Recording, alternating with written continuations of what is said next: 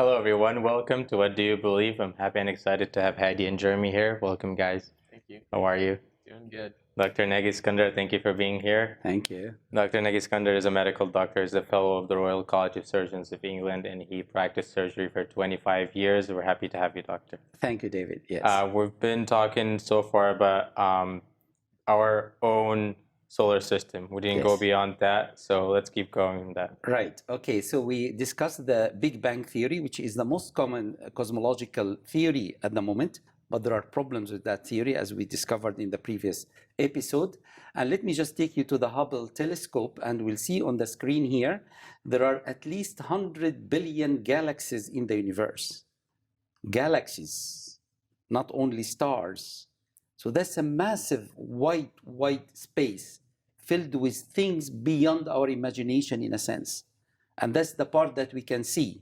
Probably there is another part we don't see. And there is another big problem. Does the universe has a border where it ends? Nobody knows. It might not have any border. So there are lots of things that we don't know. It's great that the research is taking place and people are examining things and putting mathematical formulas and things. That's great work, and we appreciate that, and we encourage that as Christians. But at the same time, we have to have a place of doubt and a place of opening our minds to other ideas. And the idea, obviously, of God the Creator is essential. So, Doctor, we talked in geology about how the continents are moving slowly apart, and that's why scientists say that it's been moving slowly for millions of years.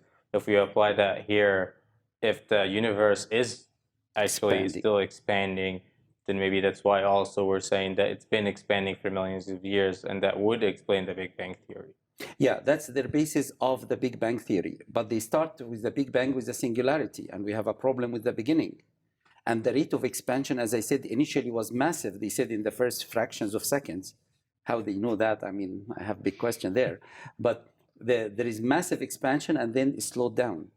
That's the theory built on that model. Yeah. So, but on the Earth, we have the event of catastrophic event, the flood, which separates the continents and the tectonic plates and all of that. In the vast universe, we don't have that.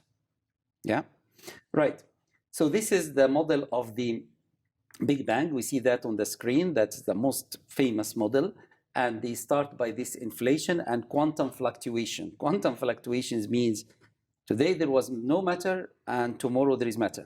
That's, you call it, that's a very interesting word. I know Jeremy will have much better definitions of quantum fluctuation. But the meaning is we start from nothing, or the cosmos egg, as we said, and we don't know from where the energy came or the matter came. And they are condensed, and if they are condensed, the laws of nature will not work. So let us come to the Big Bang, and they call it their God, really, their creator. And we'll meet Paul Davies, who is a physicist and evolutionist. He believes in evolution. He's not a Christian scientist at all. And he wrote in the book of Edge of Infinity, he said that the Big Bang represents the instantaneous suspension of physical laws. You have to suspend the physical laws instantaneously in the beginning of the Big Bang.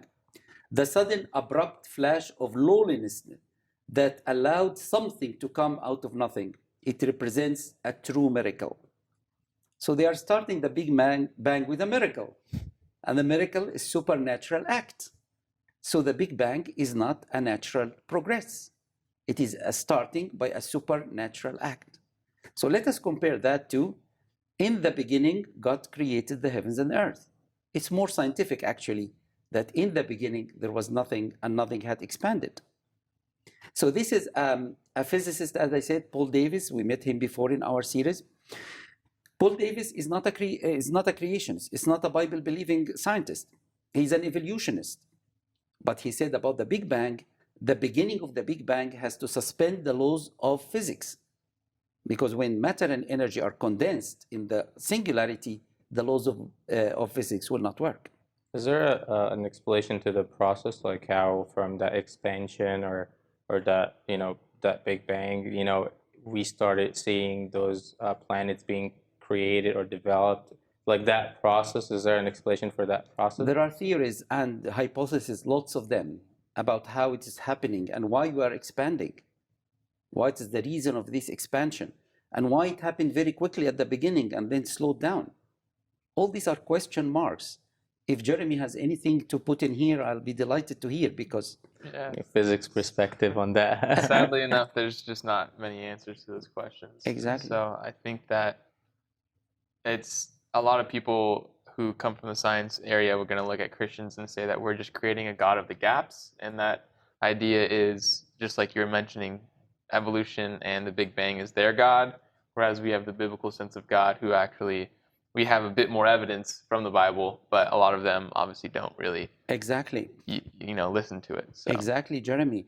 And we don't believe in the God of the gaps. That means when we have a gap of knowledge, say, oh, God made it. No, because God made it, we're going to find it, to find the mechanism. And that's the intelligence that God gave us. So the creationist model is more enthusiastic about science and discovering things. I mentioned this lovely example that was said by John Lennox, who was a professor of mathematics in Oxford, and he said this: Mr. Ford designed the car, the engine and the car. They are not in competition. So as long as I'm going to examine more and more the car and understand more about the mechanics, I appreciate what Mr. Ford had done. They are not in competition. So when I discover how the car works fully, that does not replace Mr. Ford who designed the car. So there is a God who is creator, and we are discovering his creation. And as long as we are discovering, we are appreciating his wisdom and power and all his characters. So Christian faith is not against science. Actually, Isaac Newton, when he discovered the laws of gravity, he appreciated what God has done, and he was a Bible-believing Christian. So, Doctor, sorry, I got a question from the control room. Sure. So the question is why? If both are miracles, then why would you start with the idea that there was nothing and happened explosion if you already kind of have another event? Because I was going to say a story, but another event. Great. So like, why would you believe the miracle of God rather than the miracle of the Big Bang? That's the bottom line, really, which is great. Because the miracle of God, there is a miracle making, because God is supernatural and he can act supernaturally. But when they start by miracle in the Big Bang, they are borrowing from the Christian understanding of a miracle, because a miracle is a supernatural explanation. And they are starting to say this natural expression or explanation of the world has to start with something supernatural. So they don't have a definition, but we do have a definition of a God who acts supernaturally. And God sets the law, but he can act above the law. And he's not breaking the laws, but he has the power to act above them. I remember a friend of mine who was doing his PhD in England, and he said, I used to leave the house at 9 o'clock and come at 5 o'clock. So that's my law every day. My neighbors will see that and say, yeah, he goes at 9 o'clock and come back at 5 o'clock. But he has the right to leave the house at 8 o'clock and to come at 6 o'clock. He hasn't broken his laws, but there is a freedom.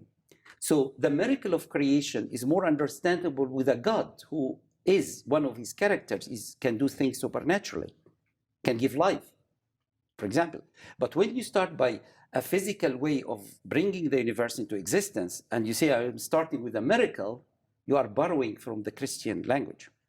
So that's if you don't mind, if you don't mind, I'm going to pause you for a second, because you've been trying to change the terminology, yes, but you're also trying to change the perspective. Exactly. Because coming in, the perspective from everything is that to believe what the Bible is saying, you just have to have faith and believe it. Yeah. And the other side is, this is how it actually happened scientifically. Yeah. And again, that word, but you're changing everything, because you said like in evolution and everything in geology, when we looked at the earth and all the, the fossils, we're seeing that, it's the other way around. Mm-hmm. You have to have more faith to believe in the theories versus less faith to actually believe the events that happen that match what's happening. Yeah. Because this is a huge shift. It is. So I just want to take a sec, because you're changing the terminology and the perspective, and it's just really hard to believe, to be honest. Right. Okay.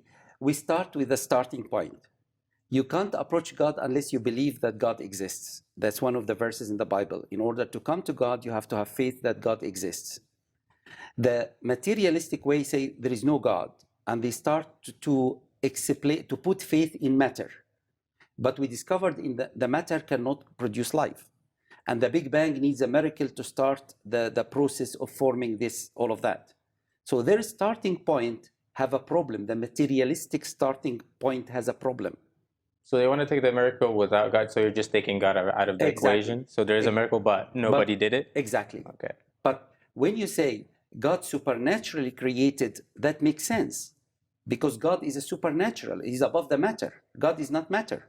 I mean, it automatically explains the miracle. Exactly. That's why you call it a miracle, because some power that you don't know made something that you don't understand. Exactly. But God revealed himself. We are talking very dry here, but God revealed himself in his word and in the word who became flesh and dwelt among us, in the Lord Jesus Christ. So God declared himself in the wonderful creation and the fine-tuning of creation. That does not happen by chance, because remember, all the methods that you have as a naturalist is time, chance, and laws of nature. That cannot produce an ordered universe like what we have. It cannot. It starts with a miracle. It cannot sustain the universe. We have a God who can perform miracles, and that's to bring life and to bring all this universe into existence. So that's a different starting point. By the way, both need faith. You either faith in matter or faith in God, really. And it's more logical to have faith in God, I think. But people have the right to decide, really. Let's take a short break. Just think about it for a second. What do you believe in terms of, do you want to have faith in God or matter? Just think about it. Think about everything that we're talking about. We'll take a short break and we'll be right back.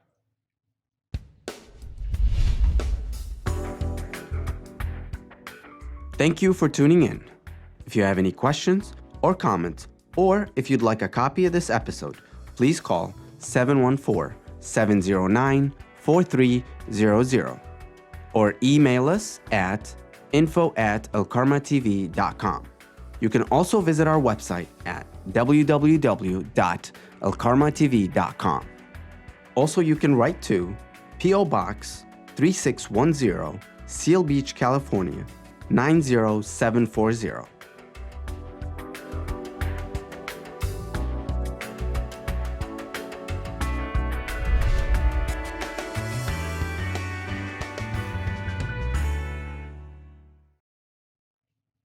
Welcome back to What Do You Believe? Doctor, let's talk more about the Big Bang Theory. Exactly. And we have seen that you have to suspend the laws of nature in order to start, and there is a big problem there. Let us talk the Big Bang again and see the order of the Big Bang as it stands now.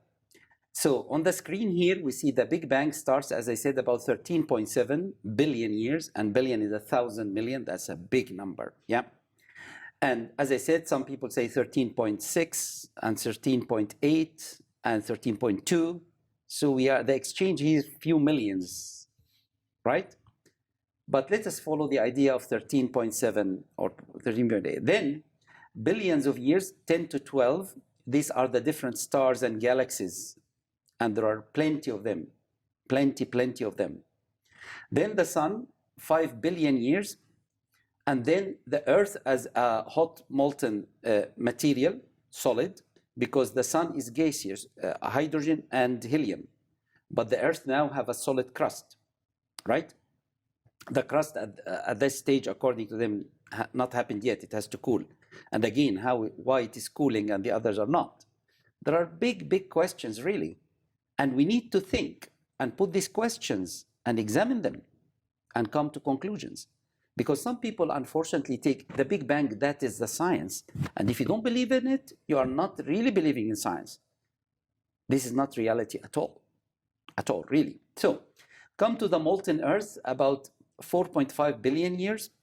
And then the oceans, as I said, 3.8 billion years, and life starts from these oceans. Let us come to the biblical creation model. It says the earth was created by God supernaturally, and it was covered by water all around. And there were darkness around the earth, and then God created light. And God separated the water on the earth from water above. This is very difficult area, actually, because this is called the rakia. And some people believe this water that's separated is away from the rakia, from the border of the universe. Others believe it is just on the sky, that we know it in the atmosphere. And the edge of the rakia is where the bird's flying, and that's part of the atmosphere. So there are lots of things that we're still searching. And it's good to keep searching and keep thinking. We might not have very solid understanding of every word. That's healthy. We are not shy to say that. So God separated waters, as I said. And then on day 3 of the week of creation, which is a supernatural act of God, what happened? God ordered the crust of the earth to appear, the solid land. It is created in day 1, but in day 3, God ordered the solid land to appear, and the waters became the oceans as one unit of crust of the earth, if you like, solid mass, and the rest is water. And as we said earlier, it was only one mass, and then it split during the flood, as we believe in catastrophic geology. The uniformitarian geology believe it happens gradually over millions of years. And then in day 4, God created, and then 3 as well, God created the plants and all the having seeds and kinds, so they can be a source of food for man and the animals who were created later on. So there is an order here of things, which is completely different than the order of the Big Bang. So lots of people say, oh, we can have the Big Bang as part of the Bible, saying, because, I see Jeremy really not agreeing, and he's right. Because they said Big Bang proved there is a beginning, because initially people thought that the world is universal. The universe have no beginning, eternal. But obviously it is not. So when the Big Bang came, they said, oh wow, it says there is a beginning to the Big Bang, and the Bible says, in the beginning God, so God used the Big Bang. Not really, because the time scale, the order of events is completely different. And we have seen in previous episode that the Big Bang will lead to life coming from the oceans, and then life and death, bringing the amphibians, the reptiles, the birds, animals, and man. That's a completely different path from the creation model. So we don't agree with the Big Bang as the beginning. We believe that in the beginning, God created the heavens and earth. That has to have faith, but that's faith well placed in God who can do these things, not faith in a theory with a starting point which needs a miracle. So that is the comparison here. Let us watch this film together.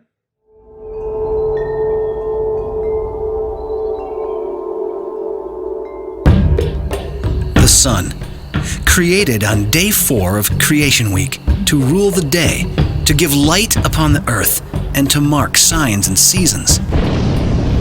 Astronomers have found only a handful of stars anything like the sun. It is among the top 1 percentile for mass of stars. It's an ideal size to support life on Earth. Not too small, not too big. A huge red star would swallow the Earth, and a blue-white supergiant would blind us. The sun is an extremely efficient source of constant energy. Every second it produces enough energy to run 1 billion major cities for 1 year. Secular astronomers believe that the sun formed from a nebular cloud of dust and gas 4.5 billion years ago.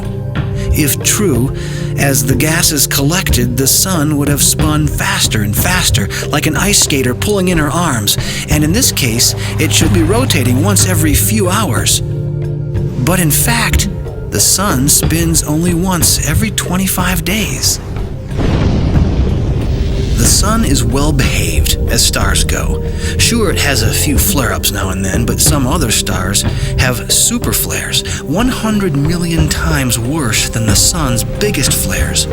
Just one super flare would destroy life on Earth. Stars also blast hot gases into space called coronal mass ejections, or CMEs. These CMEs would cause radiation poisoning and death on Earth. But our sun's CMEs are mild by comparison to other stars. And not only that, the Earth, unlike the Moon, is surrounded by a protective magnetic field. When this field is disturbed, we can see the results. It's called the Aurora Borealis, or Northern Lights, a beautiful reminder of how God has created and protected the Earth.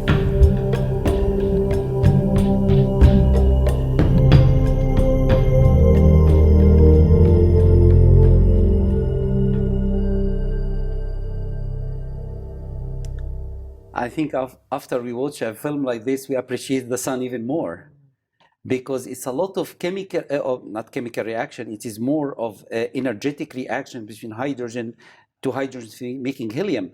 If there are flares of power and energy, that can kill us. So it is not a very violent star. There are some waves and things that come, and X-rays that come from the sun. But we are protected by the magnetic field around the Earth. That cannot happen by chance and time and laws of nature. It needs a designer, and a very careful and intelligent and powerful designer to make all of this working together. And really, when you watch a film like this, say, thank God we are not part of another galaxy with another star which can kill us anytime.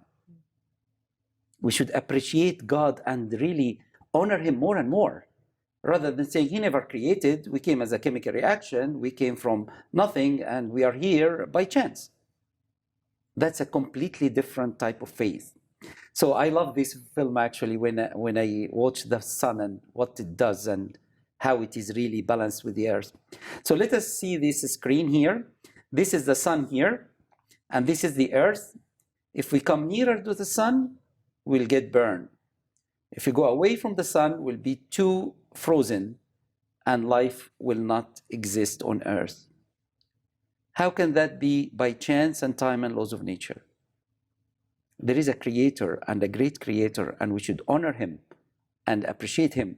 But you know, some people find it difficult to find God the creator alone, and it is frightening in a sense, because we are all falling short before his standards. But the Christianity offers God the creator and God the savior, who loved us and paid the penalty of our sin, which is death. And by his death and resurrection, Jesus Christ built a bridge between us and God. And it's our free choice to accept or refuse that. If we accept, we will reconnect with God again, the Creator, and we appreciate him even more. If we don't connect and would like to continue on our way, we are free to do that. But there are consequences to what we do believe. And that's really the starting point, and the aim of this program is to start think. What do you believe really, and why? And what's your evidence? And then make your decisions in life. So let me just show you this little video from astrophysicist called Lawrence Krauss, which is a well-known physicist in America and worldwide. And let us see how he explained life started here and see his comments. And I'll let you judge really what he said. Let us listen to this clip. This is something that I wrote a whole book about, and someone asked me yesterday why I wrote that book. Because it is the most poetic thing I know about the universe. But the amazing thing is that every atom in your body came from a star that exploded. And the atoms in your left hand probably came from a different star than your right hand. It really is the most poetic thing I know about physics. You are all stardust. You couldn't be here if stars hadn't exploded, because the elements, the carbon, nitrogen, oxygen, iron, all the things that matter for evolution weren't created at the beginning of time. They're created in the nuclear furnaces of stars, and the only way they can get into your body is if the stars were kind enough to explode. So forget Jesus. The stars died so that you could be here today. Okay? And anyway, this is great. In a sense, I like this little clip, despite it's very, very aggressive, really. And he shouldn't mention that in a scientific setup as he was giving a lecture. But what he's saying is, the stars were kind enough to explode, to bring on Earth all the essential elements that will bring the evolution together. And he said an interesting word, really. He said, all these elements were created at the beginning of time. He doesn't believe in creation. Why he's borrowing from the Bible? Why he's using created? Who created them? So when I saw this first time, I was shocked. But then I started to think about it. And I found him following his logic, saying the stars really was kind enough to erupt, so it brings the essential elements for evolution to happen on Earth. Forget about Jesus who died for you. That's the consequences of what we believe. It determines how we think and how we behave. Thank you, Doctor. Thank you guys for being here. Mahatma Gandhi said, happiness is when what you think, what you believe, what you say, and what you do are in harmony. Think about it. Ask yourself, what do you believe? Thank you for watching.